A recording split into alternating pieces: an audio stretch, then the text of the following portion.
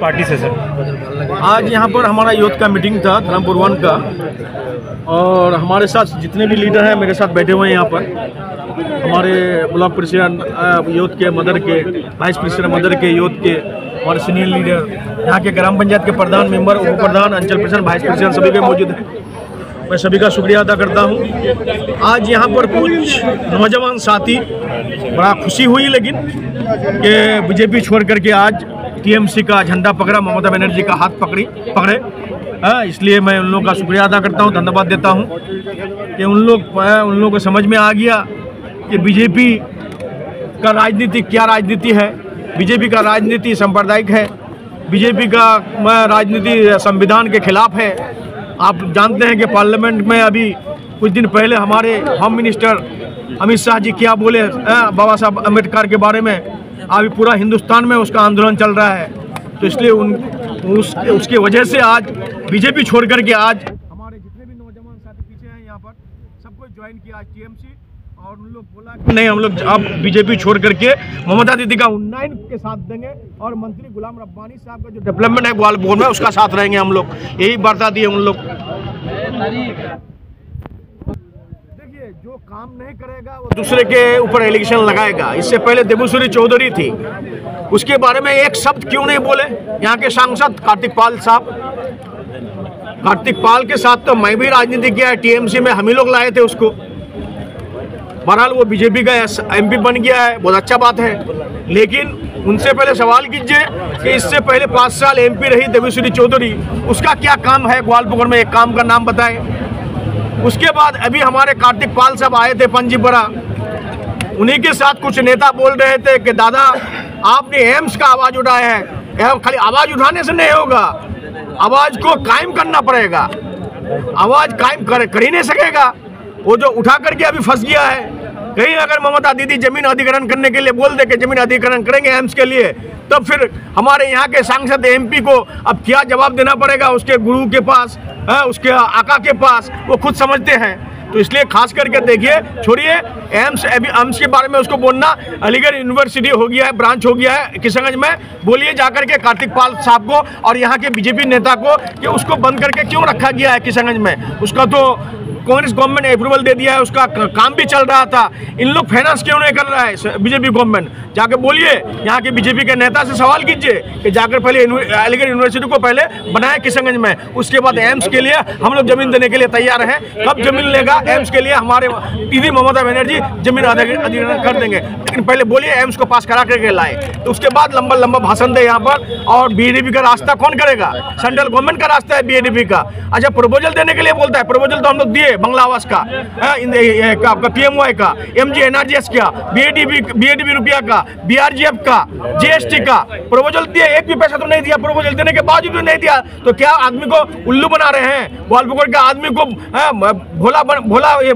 भोला समझते हैं क्या? बेवकूफ समझते हैं क्या कि ग्वालियर आदमी समझ जाएगा ये सब बात? ग्वालियर का आदमी समझदार है, इसलिए उन लोगों को इस बार बता देगा 2026 में कि क्या बीजेपी का यहाँ पर क्या एमएलए जीतेगा, पता चल जाएगा इस बार 2026 में। আমাদের যাতে ধর্মের নামে আমাদেরকে কি করছে ডিভাইড করে যাচ্ছে, আর আমরা কোনো সেরকম সুবিধা আর কোনো কিছু পাচ্ছি না। শুধু আমাদেরকে কি করছে, আমাদেরকে ঠকে যাচ্ছে, এই বলে ওই বলে নানা রকমের কথা বলে। ঠিক আছে, তো আমরা যে আজকে একসাথে যে সমাজে সবাই আছি, আমরা একসাথে, তো আমরা সবাই সমাজকে নিয়ে চলতে চাই। আর আমাদের সমাজের মধ্যে আমাদের টিএমসি সব থেকে বেশি ডেভেলপ করছে, আমাদের ইয়ং থেকে নিয়ে অথবা আর আমাদের মায়ের জন্য, বোনের জন্য, সবার জন্য স্কুল থেকে নিয়ে পড়াশোনার মধ্যে আমাদের সব কিছু ভালো আমাদের দিচ্ছে কে? টিএমসি সরকার দিচ্ছে আমাদের।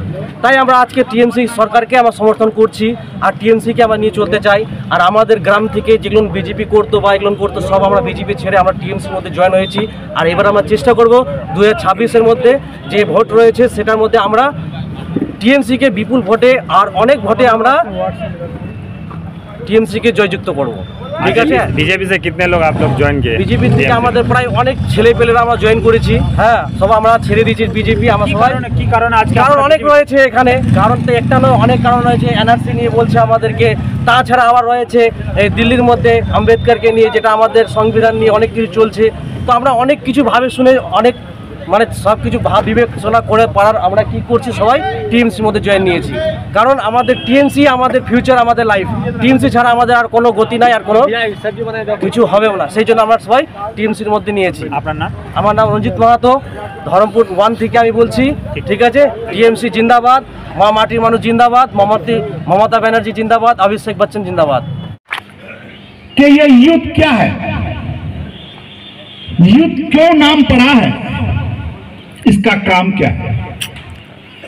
आप जानते हैं कि जब हम एक घर बनाते हैं तो क्या बोलते हैं, पिलर देके बनाइए मजबूती होगा। घर को कौन थामता है, वो पिलर थामता है। ठीक उसी तरह से पिलर है, यही पिलर को सबसे ज्यादा मेहनत करना पड़ेगा। आज आप यूथ में हैं, कल मदर में आएंगे। आज आपकी जिम्मेवारी है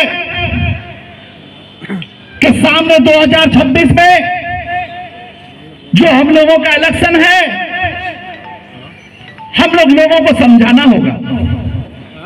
हम लोगों के पास समझाने के लिए, बताने के लिए, दिखाने के लिए, सुनाने के लिए इतने सारे हमारे दीदी विकल्प कर दिए हैं, किसी और पार्टी के पास, किसी और नेता के पास नहीं है।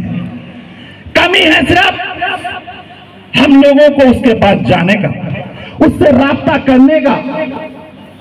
आप लोगों को सिर्फ इतना सा काम करना होगा कि 24 घंटे के अंदर, मैं नौजवानों से मुखातिब होकर कहना चाहता हूं कि दिन में आधा घंटा, 1 घंटा पार्टी के नाम पर दीजिए। पार्टी के नाम पर क्या देंगे?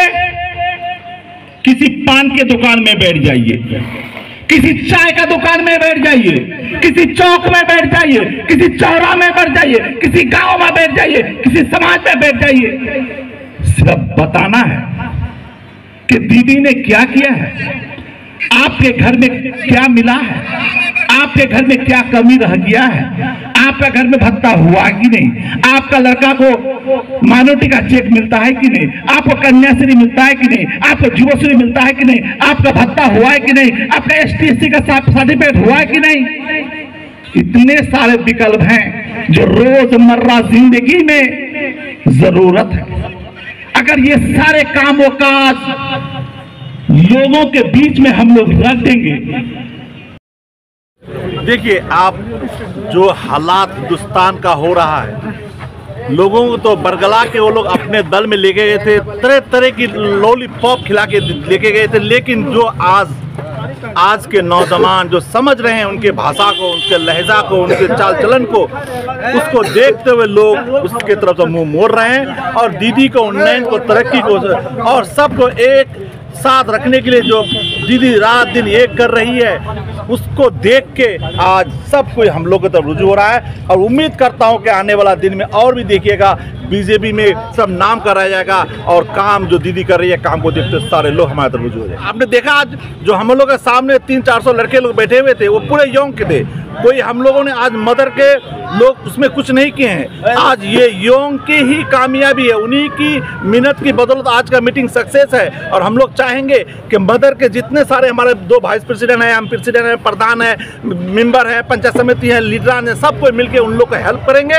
और उन लोग को और भी आगे बढ़ाएंगे, ताकि 2026 में आने से पहले लोगों की जो भी जरूरत, सिर्फ वोट नहीं, जो भी जरूरत के काम है उन लोगों के काम वो काज कर देंगे। अगर काम वो काज हम लोग कर देंगे तो 2026 में हम लोग को वोट की राजनीति नहीं करना होगा। इंशाल्लाह लोग खुद हमें वोट देंगे।